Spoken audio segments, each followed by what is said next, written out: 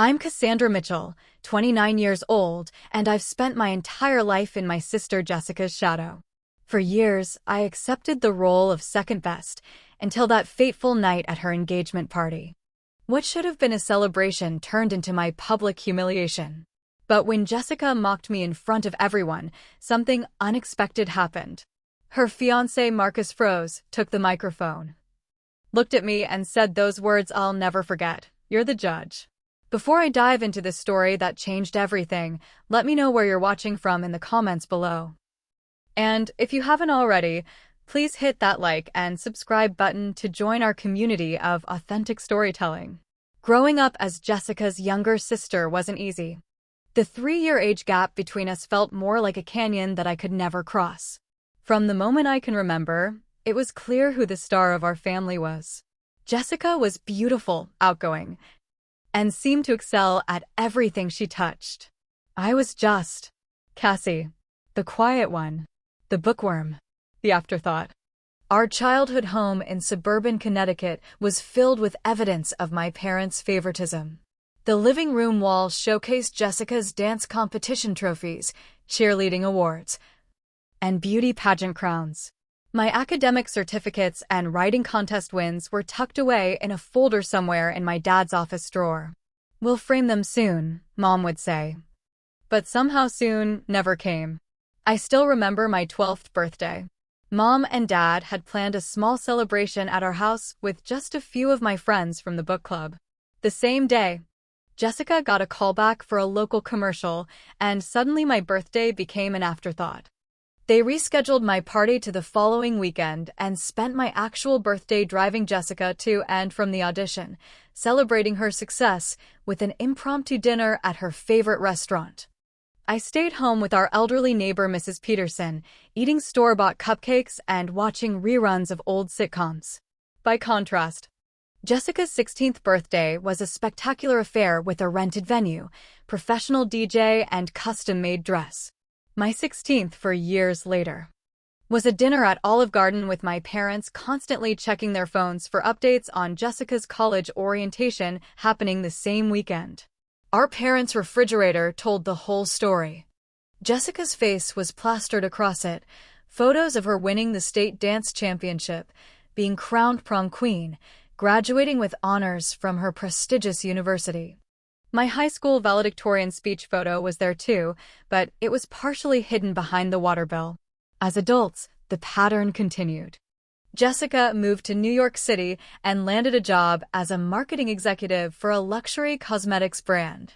Her Instagram was filled with glamorous product launches, celebrity meetings, and exotic business trips. Meanwhile, I became a high school English teacher in our hometown. I loved my job and my students, but in my family's eyes, it paled in comparison to Jessica's glamorous career. "Teaching is such a noble profession," my mother would say at family gatherings, patting my hand sympathetically as if I had settled for less. Not everyone can be as ambitious as Jessica. Family dinners became a showcase for Jessica's latest achievements. Jessica just signed a major influencer to promote our new skincare line. Or, Jessica's been invited to the product launch party in Paris next month. When I shared stories about helping a struggling student improve their grades or organizing a successful school fundraiser, I'd receive polite nods before the conversation inevitably circled back to Jessica. "Cassie, when are you going to apply for an administration position?" Dad would ask. "You could be making so much more money." He never seemed to understand that I became a teacher because I loved teaching, not as a stepping stone to something better. Jessica never missed an opportunity to subtly put me down during these gatherings. "Cassie's so good with those troubled kids," she'd say with a smile that didn't reach her eyes. "She's always had such patience for underachievers." Or she'd comment on my simple clothing choices. "You're so lucky you don't have to dress up for work, Cassie." I can't remember the last time I got to wear flats to the office. Each comment was like a paper cut, small enough that complaining about it seemed petty, but painful nonetheless. And like paper cuts, they accumulated over time. Through it all, I tried to maintain a relationship with my sister. I called her regularly, sent thoughtful birthday gifts, and genuinely celebrated her successes. I wanted to believe that beneath the competition and condescension, there was still the sister who had once helped me build blanket forts and taught me how to braid my hair. My best friend Amanda was the only one who truly saw the dynamic for what it was. We'd been friends since college, and she'd witnessed enough family interactions to recognize the pattern. Your sister is deeply insecure, Amanda told me over wine one evening after a particularly difficult Thanksgiving dinner. She puts you down because she's threatened by you. I nearly spat out my drink laughing. Threatened? By me? That's ridiculous. What could Jessica possibly be threatened by? Your authenticity, Amanda said simply. You know who you are and what you want. You have genuine connections with people. Jessica has to perform constantly. That's exhausting. I dismissed Amanda's theory. Jessica had everything: looks, career, popularity. Why would she ever feel threatened by her plain teacher sister? So when Jessica called me, bubbling with excitement about her engagement to Marcus Williams, a successful architect from a wealthy New England family, I was genuinely happy for her. Marcus seemed like a good match for her, handsome, successful, and from the right social circle.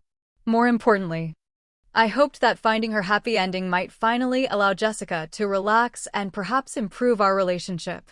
Maybe marriage would soften her competitive edge. Maybe she'd finally feel secure enough to stop comparing herself to me. I had no idea then how Jessica's engagement would indeed transform our relationship, but not in the way I had hoped.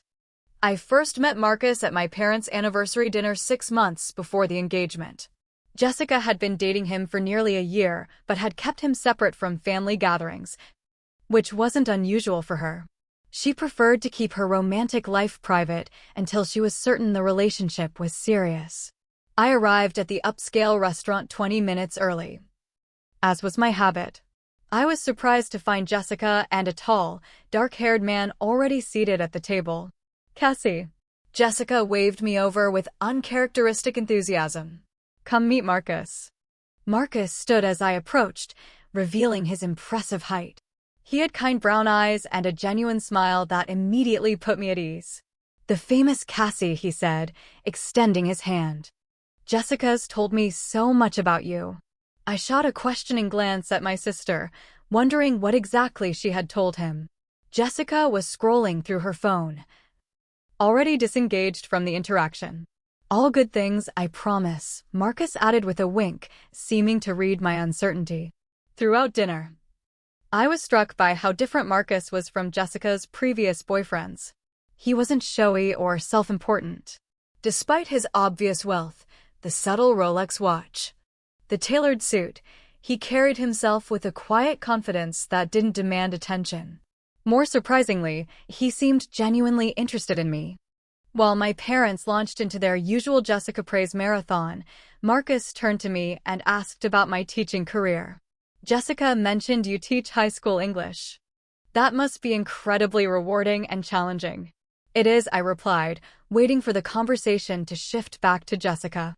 But Marcus persisted. What are your students reading this semester? Before I knew it, Marcus and I were deep in conversation about literature. He had majored in English before pursuing architecture and had thoughtful opinions about the books on my curriculum. When I mentioned a project where my students were creating visual art based on The Great Gatsby, his eyes lit up. That's brilliant, he said. Connecting literature to other forms of expression. I bet that reaches students who might not connect with the text alone. I felt Jessica's eyes on us, but for once, I didn't immediately defer to her. It was refreshing to have someone at a family gathering who seemed genuinely interested in my work. As the evening progressed, I noticed other small gestures from Marcus. When my father interrupted me mid-sentence to ask Jessica about her recent business trip, Marcus gently steered the conversation back to me afterward. You were saying about your students' poetry contest? When dessert arrived and there was a minor mix-up with my order, Marcus noticed my discomfort at having to send it back and quietly switched his correct dessert with mine. I actually prefer what you ordered, he whispered with a conspiratorial smile. By the end of the night, I was thoroughly confused. How had someone as kind and down-to-earth as Marcus ended up with my status-conscious sister? Over the next few months, I saw Marcus at several family gatherings. Each time, he made a point to include me in conversations and seemed to notice when I was being sidelined. Once, during a family barbecue, he found me alone in the kitchen and struck up a conversation about a book he'd recently read, based on a recommendation I'd given him. The fact that he'd actually read it and wanted to discuss it touched me deeply. "You know, Jessica rarely mentions that you were a literature major too," I said, unable to hide my surprise. Marcus smiled wryly. "There's a lot Jessica doesn't mention. But I'm glad I get to know you directly rather than through her lens." That comment stuck with me, hinting at complexities in their relationship I couldn't see. After Jessica and Marcus announced their engagement, I noticed subtle changes in my sister's behavior toward me. Her competitive edge sharpened. When I mentioned a small award I'd received for a community education program I developed, Jessica immediately countered with news of her recent promotion. When I wore a new dress to Sunday dinner, Jessica made a point of mentioning that she had almost bought that same dress, but decided it was a little too last season. The wedding preparations became a new battlefield. Jessica asked me to help plan various aspects of the wedding, a request that initially touched me. I spent hours researching venues, florists, and caterers. But every suggestion I made was dismissed or criticized. "Peonies are so basic, Cassie," she'd sigh. "Everyone does peonies." When I suggested a band that a colleague had raved about, Jessica rolled her eyes. "That's not really the level of sophistication we're going for." Despite the frustration, I continued helping. This was her special time, and I wanted to support her even if she couldn't receive that support graciously. One evening, while Jessica and I were addressing invitations at my apartment, Marcus stopped by to bring us dinner. Jessica was in the bathroom when he arrived, and he used the moment to thank me. "I know she's not making this easy," he said quietly. "But it means a lot to her that you're involved, even if she doesn't show it." Jessica emerged before I could respond. But the moment solidified my impression of Marcus as someone who saw more than he let on. Amanda voiced her concerns during our weekly coffee date. "Have you noticed how Jessica gets even more snippy with you when Marcus is around?" she asked, stirring her latte thoughtfully. "She's just stressed about the wedding," I defended. Amanda shook her head. "It's more than that. She seems threatened by your rapport with Marcus." I laughed off the suggestion. "That's absurd. Jessica couldn't possibly be jealous of me." "I'm not saying she thinks there's anything inappropriate," Amanda clarified. "But Marcus clearly respects you, and Jessica's not used to sharing the spotlight, especially with you." I dismissed Amanda's theory, but her words planted a seed of awareness that would later sprout into understanding. 3 months after the proposal, Jessica asked me to help plan their engagement party. I was touched by the gesture, interpreting it as an olive branch after weeks of tense wedding planning. "Nothing too extravagant," Jessica said over the phone. "Just close friends and family at the Westbrook." The Westbrook was only the most exclusive country club in our area, but I bit my tongue. This was Jessica's event. After all, my initial enthusiasm quickly faded as the planning process unfolded. Every suggestion I made was met with criticism or outright dismissal. "A photo display of their relationship journey?" Jessica scoffed when I presented the idea. "That's something you'd see at a high school prom, Cassie."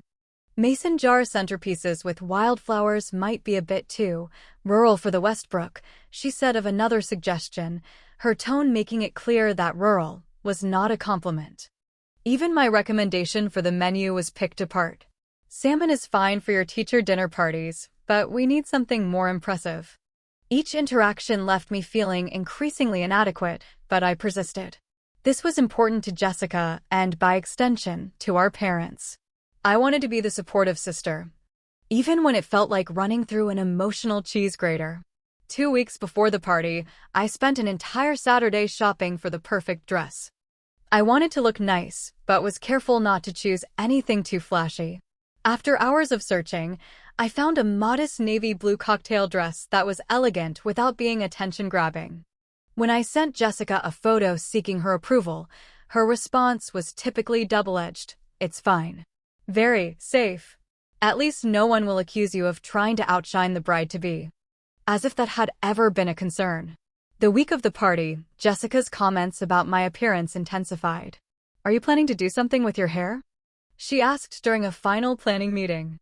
Maybe you could schedule a professional blowout. Your natural look is cute for school, but this is being photographed. And later. Do you still have that push-up bra I bought you for Christmas? You might want to wear that. That dress could use some help in creating a silhouette. Each comment chipped away at my already fragile self-confidence, but I smiled through it all. Just pre-wedding jitters, I told myself. The night before the party, Amanda came over with wine and takeout, sensing my anxiety. You know you don't have to take her criticism, right? She said as we sat on my couch. Being her sister doesn't mean being her emotional punching bag. I sighed, swirling the wine in my glass. If I stand up to her, it just makes everything worse. She'll make me out to be the jealous, difficult sister trying to ruin her special time. And if you don't stand up to her, you're teaching her that it's okay to treat you this way. Amanda countered. There has to be a middle ground between doormat and villain. I nodded, knowing she was right but uncertain how to find that balance. Tomorrow's her night. I just need to get through it without any drama. Amanda squeezed my hand. Just remember who you are, Cassie. A kind, intelligent, beautiful woman who deserves respect. Don't let Jessica make you forget that. I went to bed that night with Amanda's words echoing in my mind, along with a nod of anxiety about the coming day. Part of me wanted to believe that the engagement party would be different, that in the glow of her happiness with Marcus, Jessica might finally see me as an ally rather than competition. Another part, the part that had endured years of subtle put-downs and dismissals, knew better. The morning of the party arrived with a flurry of texts from Jessica. 7:15 a.m. Can you pick up the place cards from the printer? They open at 8. 7:22 a.m. Actually, check them before you leave. Make sure they use the right font. 7:45 a.m. Did you remember to confirm the flowers will be white roses, not cream? 8:03 a.m. Can you be at the Westbrook by 11 to supervise setup? The requests continued throughout the morning, each one more urgent than the last. By the time I arrived at the venue, an hour earlier than requested, because Jessica had called in a panic about the table arrangements, I was already exhausted. The Westbrook was as impressive as its reputation suggested. Floor-to-ceiling windows overlooked the perfectly manicured golf course. Crystal chandeliers hung from coffered ceilings, and plush carpeting muffled the sound of the staff bustling about with preparations. I spent the next 4 hours directing florists, approving table settings, and reassuring Jessica via text that everything was proceeding according to plan. When she finally arrived at 3 p.m., her eyes scanned the room critically before landing on me. The centerpieces are taller than we discussed, she said by way of greeting. The florist said the ceiling height in this room needs taller arrangements, I explained. Otherwise, they look disproportionate. Jessica pursed her lips, but moved on to inspect the bar setup. Behind her, Marcus caught my eye and mouthed a silent, "Thank you," with an apologetic smile. As the afternoon progressed, Jessica's stress level seemed to increase rather than decrease. She snapped at the catering staff, critiqued the bartender's technique, and even had a terse exchange with Marcus about his choice of tie. "Everything looks beautiful," Marcus told me quietly as we stood near the gift table. "You've done an amazing job, Cassie." I know it hasn't been easy with all the last-minute changes. Before I could respond, Jessica materialized beside us. "What are you two whispering about?" "Just thanking Cassie for all her hard work," Marcus said, placing a hand on Jessica's back. "The place looks incredible." Jessica's expression softened marginally. "Yes, well, it did turn out acceptable. Not quite a thank you, but as close as I was likely to get." As guests began to arrive, I slipped into the background, helping elderly relatives find their seats and directing people to the bar and appetizer stations. From across the room, I could see Jessica in her element, laughing, accepting congratulations. Her hand firmly gripped around Marcus's arm. This was her stage, and she was the star. For a brief moment, watching my sister shine in the spotlight she so clearly craved, I felt a twinge of sadness rather than envy. What must it be like to need that validation so desperately? To constantly perform rather than simply exist? The thought was interrupted by the arrival of our parents, who immediately gravitated toward Jessica and Marcus. I watched from a distance as they embraced. A perfect family portrait minus one member. As always, I was the observer rather than the participant. Little did I know that in a few short hours, I would become the reluctant center of attention in a way that would change our family dynamic forever. By 7 o'clock, the Westbrook's Grand Ballroom was filled with about 100 guests, a mix of family members, childhood friends, college connections, and business associates. The space glowed with soft lighting. White roses adorned every table, and the gentle notes of a string quartet filled the air. Everything was picture-perfect, just as Jessica had demanded.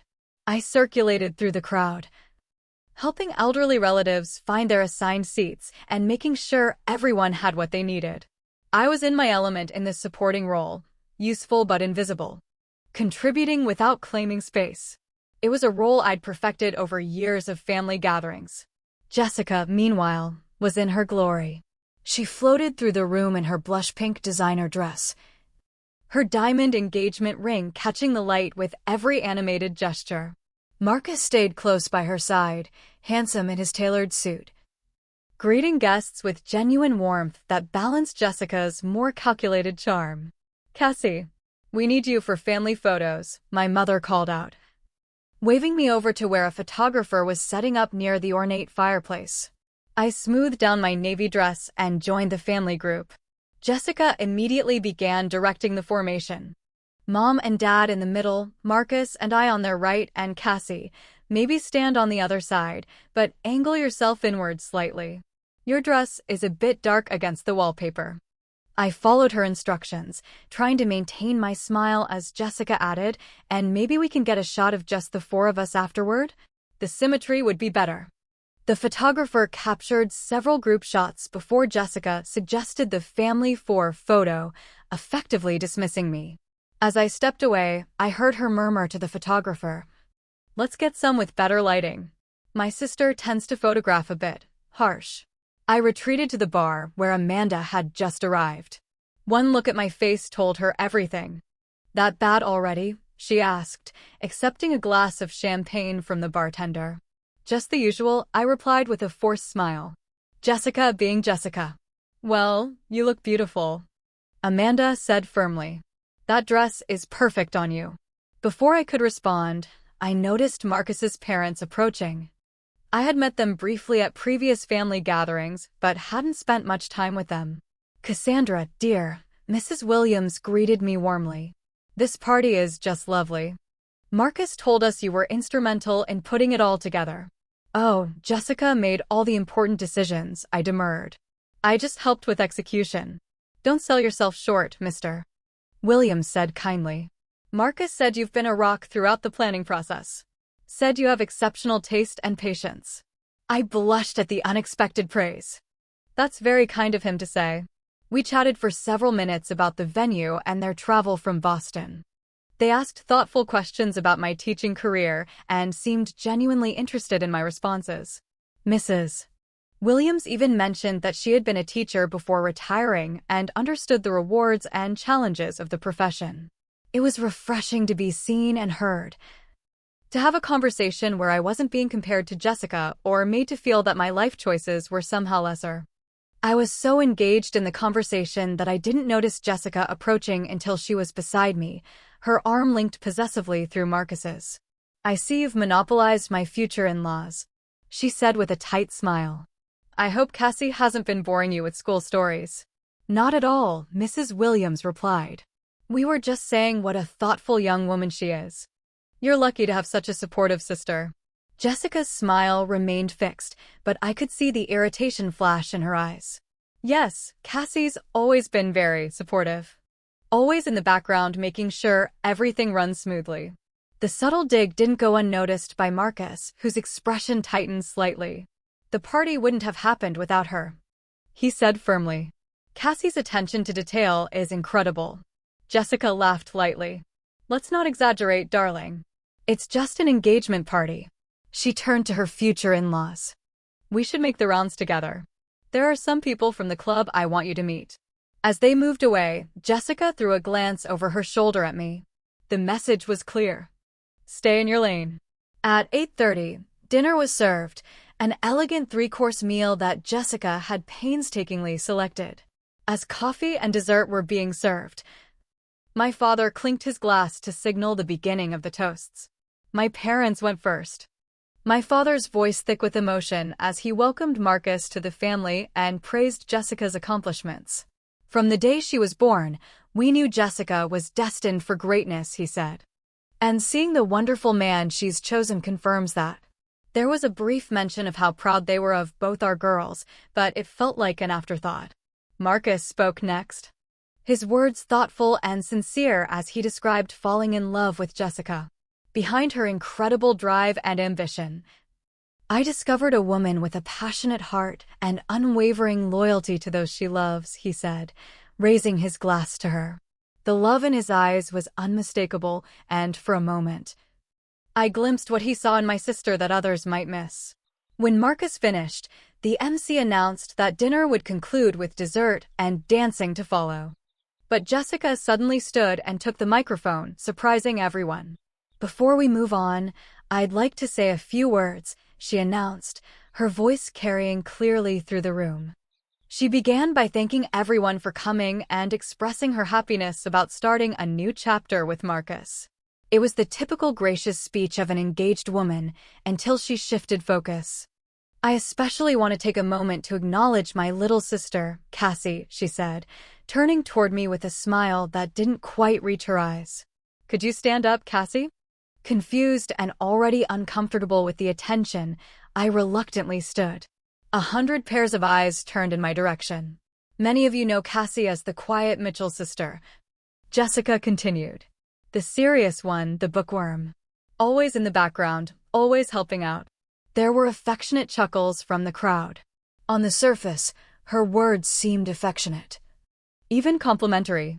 But I knew my sister's tone, the subtle inflections that transformed praise into patronization. What you might not know is that Cassie has always been my biggest supporter. Even when we were competing for the same opportunities. My stomach tightened. There was no competition. Jessica had always been the clear favorite, the priority. Like that time in high school when we were both up for the lead in the school play, Jessica continued, her voice light and reminiscent. Cassie wanted that part so badly. But when I got it instead, she graciously agreed to work backstage. She's always been comfortable in the wings rather than center stage. The crowd laughed, not recognizing the cruel revision of history. I had never auditioned for that play. I had volunteered for the stage crew because I loved literature and wanted to bring the story to life in my own way. Or when we both applied to Princeton, and only one Mitchell sister made the cut.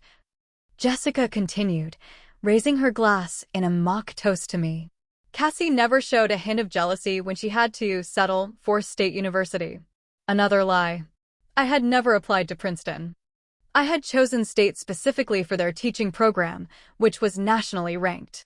As Jessica continued, her tribute devolved into a series of anecdotes that painted me as her perpetually unsuccessful shadow, the sister who couldn't get a date to prom until Jessica helped her find one. The awkward teacher whose fashion sense needed constant intervention, the perpetually single woman whose dating disasters made for entertaining family dinner stories. Remember that guy you dated last year, Cassie? The one who turned out to be using a fake name and was actually married. Jessica laughed. Only my sister could find the one man in Connecticut running a complete double life. The room's laughter had shifted from genuine amusement to uncomfortable obligation. I could see guests exchanging uneasy glances, their smiles becoming fixed and artificial. But Jessica, caught up in her performance, didn't seem to notice the changing atmosphere. And let's not forget Cassie's unique approach to fashion, she continued, gesturing toward my dress. She tries so hard, doesn't she? We spent hours finding that dress, trying to work with what we have. My cheeks burned with humiliation. The dress I had carefully selected, that Amanda had assured me was elegant and appropriate, was being presented as some sort of consolation prize for a hopeless case. But that's our Cassie, Jessica sighed dramatically. Always the bridesmaid, never the bride. Literally, This will be her 8th time as a bridesmaid when she stands beside me at my wedding. Maybe this time will break the curse. I stood frozen, unable to sit down without drawing more attention, but desperately wishing I could disappear. Tears pricked at my eyes, but I blinked them back furiously. I wouldn't give Jessica the satisfaction of seeing me cry. From across the room, I caught Amanda's eye. Her expression was a mix of fury and heartbreak for me. Next to her, Marcus sat rigid in his chair, his face a mask of growing disbelief as his fiancée continued her public evisceration of her sister. But seriously, Jessica was saying, her voice taking on a faux sincere tone that was somehow worse than the overt mockery, I do want to thank my little sister for always being there, always being so reliable and consistent. Some people might find their life a little boring, same job year after year, same apartment, same routine, but Cassie embraces her stability. As Jessica paused to take a sip of champagne, I finally gathered the courage to sit down, hoping this signaled the end of my public humiliation. But Jessica wasn't finished. I've always told Cassie that she could have more if she just put herself out there, took some risks, made some changes to her appearance and attitude. But that's the difference between us, isn't it? I've never been afraid to go after what I want. The implication was clear. My life was lesser because I lacked Jessica's ambition and appeal, not because I had made different choices aligned with different values. As Jessica launched into another anecdote about a dating disaster she had rescued me from, I finally made eye contact with Marcus. His expression had transformed from disbelief to something I had never seen on his face before, cold, controlled anger. He was staring at Jessica as if seeing her for the first time, and what he saw clearly disturbed him. What happened next would change the course of our family dynamic forever. As Jessica paused to take another sip of champagne, Marcus suddenly stood up. The abrupt movement caught everyone's attention, including Jessica's. Her story faltered as Marcus walked deliberately toward her, his expression unreadable. When he reached her, he gently but firmly took the microphone from her hand. The room fell completely silent. Even the servers had stopped moving, frozen in place by the palpable tension. "Thank you, Jessica," Marcus said, his voice calm but with an edge I'd never heard before. He turned to face the guests, his posture straight and confident. "I want to apologize to everyone for this uncomfortable situation. What was meant to be a celebration of love has taken an unfortunate turn." Jessica stared at him, her expression a mix of confusion and growing anger. She reached for the microphone, but Marcus subtly shifted it away from her grasp. "I especially want to apologize to Cassie," he continued, looking directly at me across the room. Our eyes met, and in that moment, I felt seen in a way I rarely had in my family. "Cassie," he said, his voice softening, "you are an incredible woman who deserves respect and appreciation. You're the judge of your own worth, not anyone else. No one has the right to diminish your choices or mock your life, especially not someone who should have your back." The silence in the room deepened. I could feel every eye moving between Marcus, Jessica, and me, witnessing this unexpected rupture in the perfect engagement narrative. The Cassie I've come to know over these past months is thoughtful, intelligent, and genuinely kind, Marcus continued. She's a dedicated teacher who changes lives daily. She's the person who spent countless hours helping plan this very party, with no recognition. And she's done it all with grace, despite being consistently undervalued. Jessica's face had transformed from confusion to outrage. "Marcus," she hissed, loud enough for nearby guests to hear, "what are you doing?" Marcus turned to her, lowering the microphone slightly. "I'm doing what should have been done a long time ago," he said quietly, but in the silent room, his words carried. "This isn't right." "Jessica, you know it isn't." He raised the microphone again. "I believe we should move on to the dancing portion of the evening. The bar will remain open, and please enjoy the dessert buffet. Thank you all for coming to celebrate with us." He handed the microphone to the stunned MC and turned back to Jessica, whose face had flushed a deep red.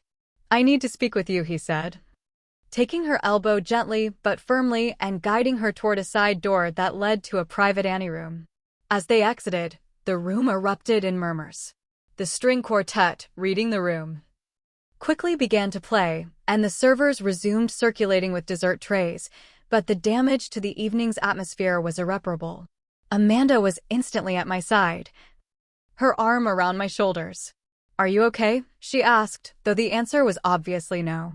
"I need some air," I managed to say, my voice barely audible.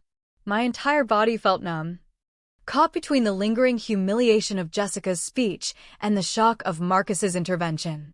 Amanda guided me to a terrace door, and we stepped out into the cool evening air. Only when we were alone did I allow the tears to come, silent streams that felt like they'd been building for years. "I can't believe he did that," I whispered after several minutes of quiet crying. "I can't believe she did that," Amanda countered, her voice hard with anger.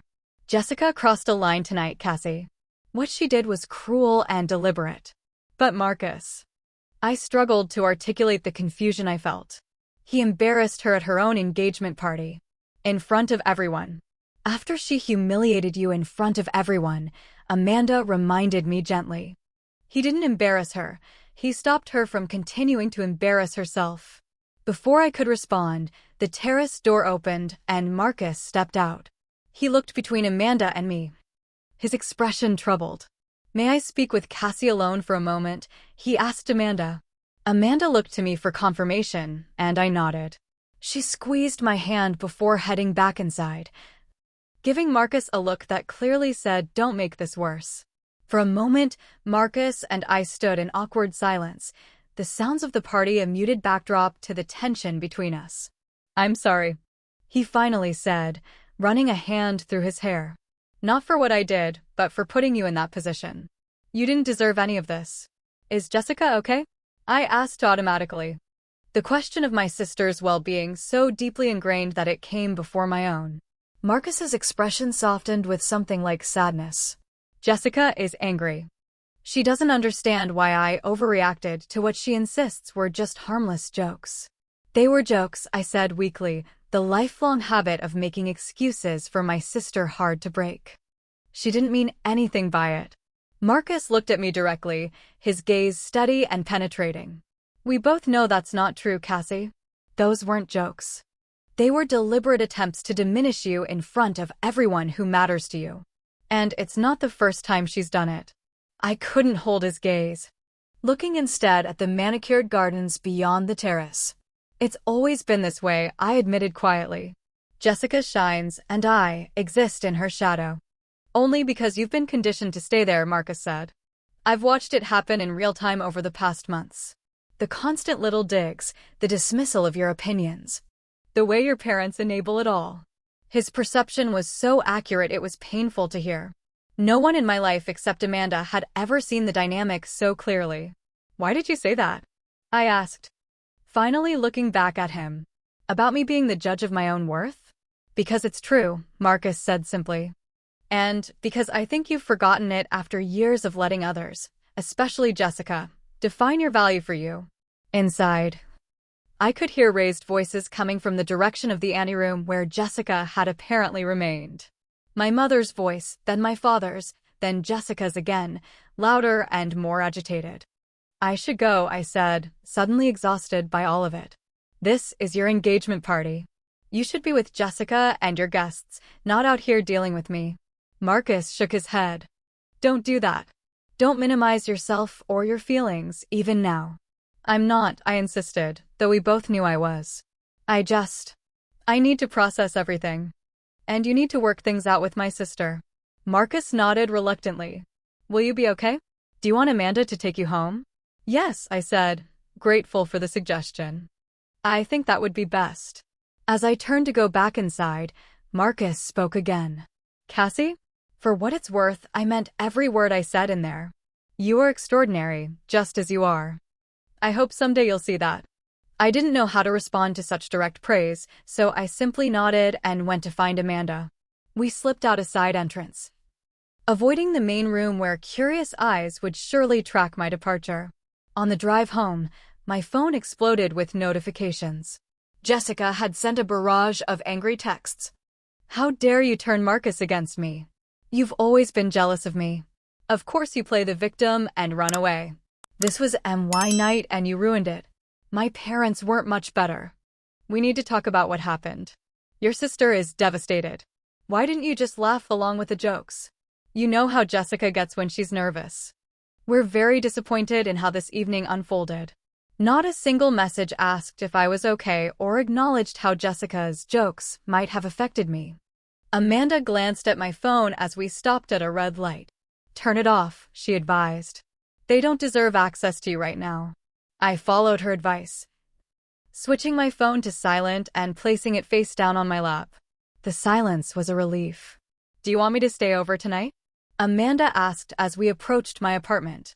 I nodded, suddenly terrified of being alone with my thoughts. Please. Later, curled up on my couch in pajamas, a cup of tea growing cold in my hands, I finally voiced the question that had been haunting me since we left the party. What happens now? I asked Amanda. How do I face any of them after tonight? Amanda considered this seriously. I don't know exactly.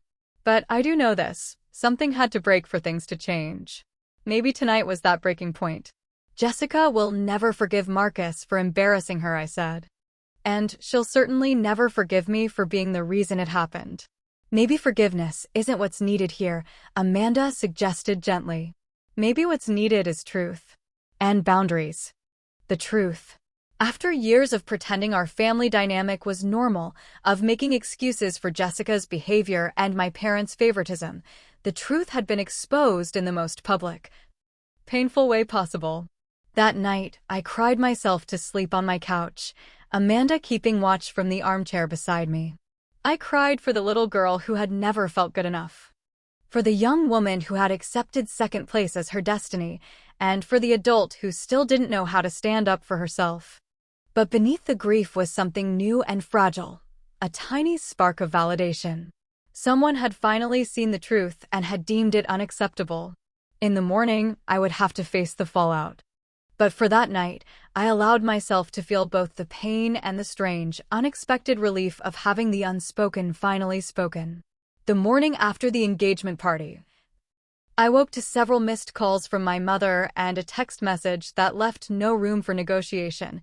Family meeting at our house. 1 p.m. Be there. Amanda, who had stayed the night on my couch, made me breakfast and tried to prepare me for what was coming. They're going to try to make this your fault, she warned as I picked at my toast.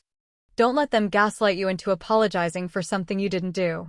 Maybe I should just smooth things over, I said, anxiety churning in my stomach. Say I overreacted or something. Amanda's expression hardened. Cassie Mitchell, if you apologize for being publicly humiliated, I will personally sign you up for intensive therapy. Despite my nerves, I managed a small smile at her protectiveness. What would I do without you? Fortunately, you'll never have to find out, she replied, squeezing my hand. Call me the second you leave there, okay? I want a full report. At precisely 1 p.m., I pulled into my parents' driveway in suburban Connecticut, the same house where Jessica and I had grown up. The familiar two-story colonial with its perfect landscaping had once been a source of comfort. Today, it felt like walking into a lion's den. My parents were waiting in the living room, their expressions grave.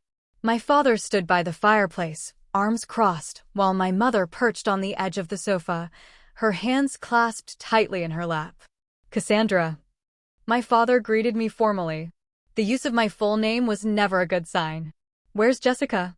I asked, noting her absence. She's on her way, my mother replied. She had a difficult night, as I'm sure you can imagine. The implication was clear. Jessica's suffering was the priority here. My own experience wasn't even acknowledged. We sat in uncomfortable silence for nearly 20 minutes before we heard a car door slam outside. A moment later, Jessica stormed into the living room, her eyes red-rimmed, but her posture defiant. To my surprise, Marcus followed behind her, his expression solemn. I didn't know Marcus would be joining us, my father said, his tone slightly accusatory. I asked him to come, Jessica said sharply, since he's the one who created this whole situation. Marcus remained calm. I thought it was important that we all talk about what happened together. My mother immediately went into peacemaking mode. Let's all sit down and discuss this rationally, she suggested, gesturing to the various seats in the living room. There's been a misunderstanding, and I'm sure we can clear it up. Misunderstanding? Marcus repeated, his tone incredulous but controlled. With all due respect, Mrs. Mitchell, what happened last night wasn't a misunderstanding. It was bullying. The word hung in the air like a thunderclap. Bullying. Such an ugly, elementary school word. But it was accurate. That's ridiculous, my father scoffed. Sisters tease each other. It's normal. What Jessica did went far beyond teasing, Marcus insisted. It was a systematic attempt to humiliate Cassie in front of everyone who matters to her. Jessica, who had been uncharacteristically quiet, suddenly erupted. Oh, please. It was a few jokes. Cassie's always been oversensitive. Tell them, Cassie. Tell them you know I was just having fun. All eyes turned to me. This was the moment, the fork in the road. I could take the familiar path of least resistance, smooth things over, and return to the status quo. Or I could speak my truth, knowing it would change everything. I took a deep breath. It wasn't just jokes, Jessica. It never has been. Jessica's eyes widened in shock. I had never directly challenged her narrative before. What is that supposed to mean? She demanded. The dam broke. Years of suppressed feelings came pouring out. It means that for as long as I can remember, you've made me feel like I'm not enough. Like my choices, my career, my appearance. My whole life is somehow lesser than yours. That's not true. Jessica protested, but I continued. When I made valedictorian in high school, you told everyone it was only because I had no social life to distract me from studying. When I bought my first car, you pointed out every flaw in it until I felt embarrassed to drive it. When I got my teaching position, you called it settling rather than congratulating me. My voice grew stronger as I spoke. Last Christmas, you gave me a self-help book called Dressing for the Body You Have in front of the entire family. On my birthday last year, you told that story about my college boyfriend breaking up with me, which, by the way, happened because he cheated on me with someone he met through you. I didn't know he would cheat. Jessica interjected. Maybe not, I acknowledged. But you knew it would humiliate me to have that story retold on my birthday. And you told it anyway. Because my feelings have never mattered as much as your desire to be the center of attention. My parents sat in stunned silence. I had never spoken to them or Jessica this way before. And you too, I said, turning to my parents. You've enabled this my entire life. Every time Jessica put me down, you either laughed along or told me to stop being so sensitive. Do you have any idea what that feels like? To know that your parents won't protect you from your own sister's cruelty. My mother's eyes filled with tears. Cassie, we never meant to make you feel that way. We love both our girls equally. But you don't treat us equally, I countered. Jessica has always been the priority, the favorite. My accomplishments were footnotes to hers. My needs came second. Even now, after what happened last night, your first concern was for Jessica's feelings, not mine. My father shifted uncomfortably. That's not fair, Cassandra. We've always supported you. When? I challenged. When have you ever put me first? When have you ever stood up for me when Jessica was being cruel? Name one time. The silence that followed was answer enough. Marcus, who had been quietly observing, spoke up. I've only been part of this family dynamic for a short time, but even I can see the pattern. Cassie is consistently diminished while Jessica is elevated. It's so normalized that none of you even notice it anymore. Jessica turned on him, her expression furious. So you're taking her side? Against your own fiancé? This isn't about sides, Marcus said calmly. It's about recognizing harmful patterns and breaking them. I love you, Jessica. But I can't pretend I didn't see what I saw last night, or what I've been seeing for months. Jessica's anger seemed to crumble suddenly, replaced by something more vulnerable. You think I'm a terrible person, she said, her voice small. I think you're a person who's been rewarded for certain behaviors for so long that you don't know how to be any other way. Marcus replied gently. But that doesn't mean you can't change. My mother, always desperate to smooth over conflict, jumped in. We're family. We can work through this. Jessica, perhaps you could apologize to your sister for last night. Jessica looked at me, tears welling in her eyes. But instead of an apology, what came out was a confession. "You don't know what it's like," she said, her voice breaking. "Everyone thinks I have everything, but I've always been terrified of not being enough. And you, Cassie, you've always been so sure of yourself. So content.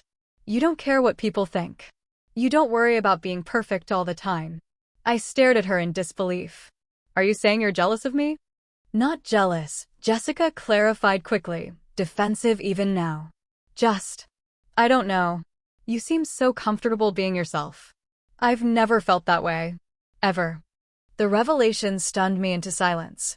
All these years, while I'd been envying Jessica's confidence and success, she'd been envying something in me I hadn't even recognized as valuable. "I didn't know," I said finally. "How could I know? You've always seemed so confident, so certain that your way was the right way." "It was easier to tear you down than to admit I sometimes wished I could be more like you," Jessica admitted, not quite meeting my eyes. Our parents watched this exchange with growing awareness on their faces. The dynamic that had seemed so fixed, so immutable, was suddenly being questioned from all sides. "I think," Marcus said carefully, "that there's been a lot of miscommunication in this family. And some harmful patterns that have become normalized over time." My father, always uncomfortable with emotional discussions, cleared his throat. "What exactly are you suggesting?" "I'm suggesting that we all need to be more honest with each other," Marcus replied. "And perhaps some professional help wouldn't be a bad idea." "Therapy," my father said dismissively. "The Mitchells don't need therapy." "With all due respect, sir," Marcus countered. "Based on what I've witnessed, the Mitchells might benefit from it more than most." My mother, surprisingly, nodded. "Perhaps Marcus has a point, Richard. We clearly haven't been seeing things clearly." Jessica stood suddenly. "I need some air," she said, and walked out to the backyard without waiting for a response. After a moment's hesitation, Marcus followed her, leaving me alone with my parents. An uncomfortable silence fell over the room. My father stared at the carpet while my mother twisted her wedding ring nervously. "I never realized," my mother finally said, her voice small. "I never saw how we were hurting you, Cassie." "I tried to tell you," I replied, the words carrying years of unspoken pain. "So many times, in so many ways. But you never wanted to hear it." "We thought we were being fair," my father said defensively. "Jessica just needed more attention." "And what about what I needed?" I asked quietly. Neither of them had an answer for that. Through the window, I could see Jessica and Marcus in the backyard, engaged in what appeared to be an intense conversation. Jessica was gesturing animatedly while Marcus stood calm and steady, occasionally placing a hand on her arm when she became particularly agitated. "Do you think they'll be okay?" my mother asked, following my gaze. "I don't know," I answered honestly. "That depends on whether Jessica is willing to change, and whether Marcus is willing to accept it if she doesn't." My father sighed heavily. "This isn't how I imagined this weekend going." "Me neither," I admitted. "But maybe it needed to happen. Maybe we all needed a wake-up call." As Jessica and Marcus made their way back toward the house, I braced myself for the next round of conversation. But to my surprise, Jessica approached me directly, her expression more vulnerable than I'd ever seen it. "I'd like to talk to you," she said. "Alone?" I nodded, and we stepped into the kitchen, the room where we'd spent countless hours of our childhood, Jessica being taught our mother's recipes while I watched from the sidelines. "I'm not good at this," Jessica began, leaning against the counter. "Admitting I'm wrong." "I've noticed," I replied, unable to keep the dry humor from my voice. A ghost of a smile touched Jessica's lips. "Marcus thinks we should postpone the wedding." "What?" This was unexpected. "Because of last night?" Jessica shook her head. "Not just because of last night. He says we need to work on our communication, on my issues, before we commit to marriage. He suggested couples counseling." "And how do you feel about that?" I asked carefully. "Honestly? Terrified," Jessica admitted. "But also, maybe relieved? I don't know. Everything's confused right now." She looked at me directly. Something rare in our interactions. "I do know that I'm sorry, Cassie. Not just for last night, but for a lot of things." I can't promise I'll change overnight, but I want to try to be better. It wasn't a perfect apology, but it was perhaps the most genuine interaction we'd had in years. I nodded, not quite ready to offer easy forgiveness, but willing to acknowledge the effort. That's a start, I said. As we rejoined the others in the living room, there was a sense that something fundamental had shifted in our family dynamic. The conversation that followed was awkward and occasionally tense, but it was also more honest than any we'd had before. By the time I left my parents' house that afternoon, nothing had been fully resolved. There was no magical reconciliation, no tearful group hug that erased years of hurt. But there was a crack in the facade. A glimpse of what might be possible if we were all willing to do the difficult work of change. As I drove home, I felt exhausted but also strangely hopeful. For the first time in my life, I had spoken my truth and been heard. It wasn't everything, but it was a beginning. The 2 weeks following the family confrontation were the quietest I could remember. No calls from Jessica, no texts demanding assistance with wedding plans, no family dinners where I would inevitably feel like an afterthought. The silence was both unsettling and strangely peaceful. My parents called once, the conversation awkward but notably different from our usual interactions. My father asked about a school project I'd mentioned months ago, one I'd assumed he hadn't registered at all. My mother suggested lunch, just the two of us, something that hadn't happened since before I left for college. Small gestures, but significant in their departure from established patterns. Amanda checked in daily, fiercely protective and ready to rage on my behalf if needed. But increasingly, I found myself feeling less like a victim in need of defending and more like someone slowly reclaiming her power. "You seem different," Amanda observed over coffee one Saturday. "More present." I considered this. "I think I am. It's like I've been holding my breath for years, trying to make myself smaller, and suddenly I can exhale." The confrontation had been painful, but it had also been liberating. The family secrets, Jessica's cruelty, my parents' favoritism, my own complicity in accepting the role assigned to me, had finally been spoken aloud. There was no going back to the comfortable lies we'd all been living with. On the recommendation of a colleague, I started seeing Dr. Winters, a therapist who specialized in family dynamics and self-worth issues. Our sessions were challenging but illuminating, forcing me to examine not just my family's treatment of me, but also the ways I had internalized their perceptions. "You've built your identity around being the good sister, Dr. Winters observed during one session. The one who doesn't make waves, who puts everyone else's needs first. Who do you want to be now that you're questioning that role?" It was a profound question, one I'd never allowed myself to consider. Who was Cassie Mitchell when she wasn't defined in relation to Jessica? What did she want? What made her happy? I was still pondering these questions when, 3 weeks after the confrontation, Marcus called and asked if we could meet for coffee. We met at a small cafe near my apartment, neutral territory away from family dynamics. Marcus looked tired but resolute as he stirred his coffee absently. "How are you doing?" he asked after we'd exchanged pleasantries. "Better than I expected," I admitted. "It's been clarifying. In a way. How about you and Jessica?" Marcus sighed. "It's been challenging. Jessica's agreed to couples counseling, which is a positive step. We've had some intense conversations." "And the wedding?" I asked, realizing I hadn't heard any updates about postponement or cancellation. "On hold for now," Marcus replied. "We need to address our issues before we commit to marriage." The counselor thinks Jessica may benefit from individual therapy as well. I nodded, unsurprised. "And how do you feel about all of this?" Marcus considered the question carefully. "I love your sister, Cassie. I see who she could be when she's not driven by insecurity and competition. But I won't enable harmful behavior, either toward you or eventually toward our children if we have them." The thought of Jessica as a mother gave me pause.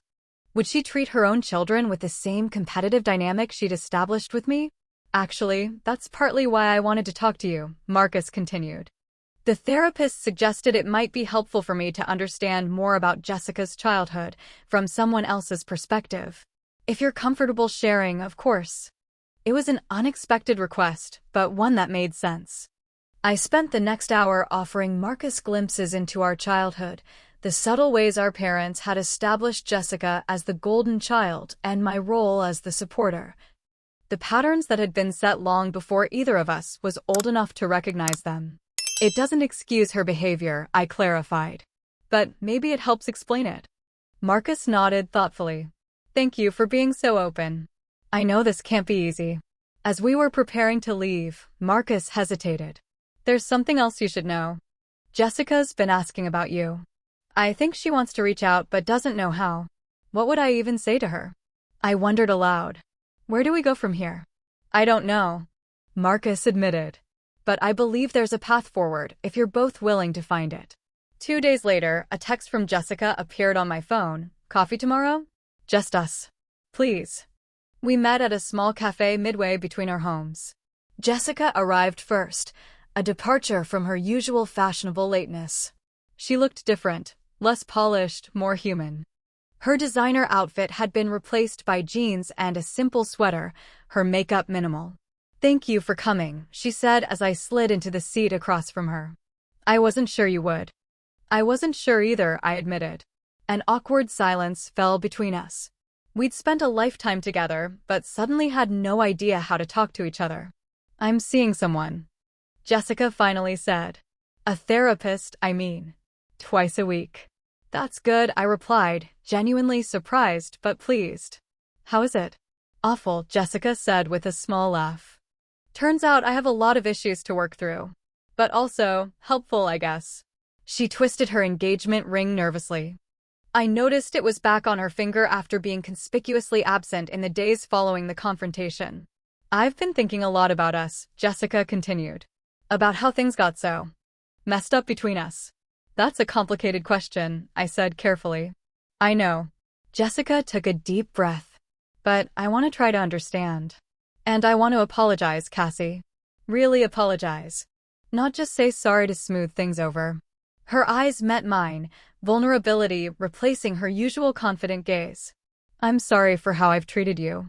Not just at the engagement party, but for years.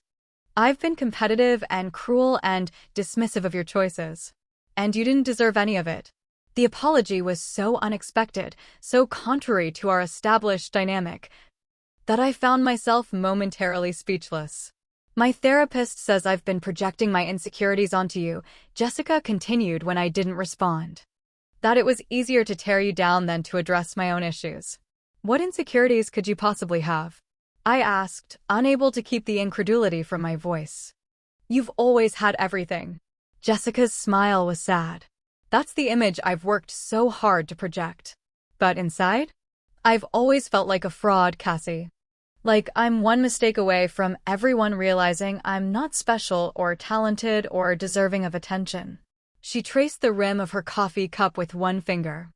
You know what my therapist pointed out? That I talk about you constantly in our sessions. That I've defined myself in opposition to you just as much as you've defined yourself in relation to me. It was a startling insight, one that had never occurred to me. Jessica had always seemed so self-sufficient, so complete in herself. The idea that she had been using me as a reference point for her own identity was bewildering. I don't know if we can fix this, Jessica admitted. I've done a lot of damage. But I'd like to try to build something new if you're willing. What would that even look like? I asked, genuinely curious. We've never had a healthy relationship as adults. I don't know exactly, Jessica conceded. But maybe we start by being honest with each other. By setting boundaries. By trying to see each other as we really are. Not as the roles we've been playing. It wasn't a perfect answer, but it was a thoughtful one. More thoughtful than I would have expected from the Jessica I thought I knew. I'd like that, I said finally. To try at least. For the next hour, Jessica and I had perhaps the first authentic conversation of our adult lives. She spoke about the pressure she'd always felt to be exceptional, how our parents' praise had felt conditional on her achievements. I shared how I'd felt invisible, how I'd convinced myself that my needs and desires were less important than everyone else's. Did you know I almost quit dance when I was 14? Jessica revealed. I was so stressed about competitions that I was making myself sick. But when I told Mom I wanted to stop, she cried. Actually cried. Said she'd invested so much in my career. So I kept going. I had no idea, I said, trying to reconcile this version of Jessica, vulnerable, pressured, with the confident sister I thought I knew. You were always so sure about what you wanted. Jessica continued. Even as a kid. You loved books and teaching and never seemed to care what anyone thought. I envied that so much. The irony wasn't lost on me. All those years I'd spent envying Jessica's confidence, while she'd been envying my authenticity. As we prepared to leave, Jessica hesitated. Marcus and I are still planning to get married. Eventually. When we've done some work on our relationship. I'd still like you to be my maid of honor, if you want to be. It was a loaded question. One that required me to consider whether I believed real change was possible. Let's take it one step at a time, I suggested. But I'm open to the possibility. Jessica nodded. Accepting the boundary without protest, another small but significant departure from our old patterns. Over the next 6 months, our family dynamic underwent a gradual but unmistakable transformation. My parents, shaken by the confrontation and subsequent conversations, made tentative efforts to correct the imbalance in their attention and affection. My father called regularly to ask about my work. My mother began inviting me to lunch without Jessica, showing genuine interest in my life for perhaps the first time. Jessica and I established a new tradition of monthly sister dinners, just the two of us, no parents, no Marcus, no audience to perform for. These meetings were sometimes awkward, occasionally tense, but increasingly genuine. We were learning to be sisters rather than competitors, to listen to each other without the filter of old resentments. I showed one of your literature lesson plans to my marketing team, Jessica told me during one such dinner. The one about perspective and storytelling. We're using it as a framework for our new campaign. The old Jessica would have presented this as her own brilliant idea. The new Jessica gave credit freely, even proudly. 6 months after the fateful engagement party, Jessica and Marcus rescheduled their wedding, a smaller, more intimate affair than originally planned. And yes, I stood beside my sister as her maid of honor, no longer a shadow, but a supportive presence by choice rather than obligation. During her wedding speech, Jessica departed from tradition to acknowledge me directly. My sister Cassie has taught me what true strength looks like, she said. Her voice steady despite the emotion in her eyes. Not the kind that needs to diminish others to feel powerful, but the kind that remains authentic and kind even when it's difficult. I'm learning from her example every day. The words brought tears to my eyes, not just because of their content, but because I believed Jessica actually meant them. At the reception, I found myself chatting with one of Marcus's colleagues, a thoughtful literature professor named Thomas, who seemed genuinely interested in my teaching philosophy. For the first time in such settings, I didn't feel the need to make myself smaller or less interesting to avoid overshadowing Jessica. I was simply myself, and it was enough. A year after the confrontation that had broken open our family's dysfunctional patterns, I sat in Dr. Winter's office for what would be one of our final regular sessions. "How are things with your family?" she asked, as she often did at the beginning of our meetings. "Different," I replied after a moment's reflection. "Not perfect, but better. Real." "And how are you, Cassie?" "Not in relation to your family, but in yourself." I considered the question. "Stronger. More centered. I still have moments of falling back into old patterns, but I catch myself quicker now." "What would you say was the most important lesson from this experience?" Dr. Winters asked. I thought about Marcus's words at the engagement party. The ones that had set everything in motion. "You're the judge of your own worth, not anyone else." "I've learned that my value isn't determined by comparison to someone else," I said slowly. "That I don't need to diminish myself to make others comfortable. That standing up for myself isn't selfish, it's necessary." "And what about forgiveness?" Dr. Winters prompted. "Where are you with that?" "It's a process," I admitted. "Some days it's easier than others. But I'm finding that forgiveness isn't about erasing what happened. It's about not letting it control my future." As I left Dr. Winter's office that day, I reflected on the journey of the past year. The painful public humiliation that had seemed like the worst moment of my life had actually been the catalyst for profound change. By breaking the silence around our family's dysfunction, we had created space for something healthier to grow. Jessica and I would never have the simple, uncomplicated sister relationship I had sometimes envied in others. There was too much history, too many ingrained patterns to completely erase. But we were building something new from the rubble of the old, something based on mutual respect and authentic connection rather than competition and resentment. And I was discovering who Cassie Mitchell really was when she wasn't defined by being Jessica's sister, a woman with her own strengths, her own voice, and her own path to follow. Have you ever had to stand up to a family member who constantly put you down? How did you handle it, and did your relationship change afterward? I'd love to hear your stories in the comments below. And if this story resonated with you, please like, subscribe, and share it with someone who might need to hear that they're the judge of their own worth. Thank you for joining me on this journey of healing and self-discovery. Remember, sometimes the most painful moments in our lives become the turning points that lead us to something better.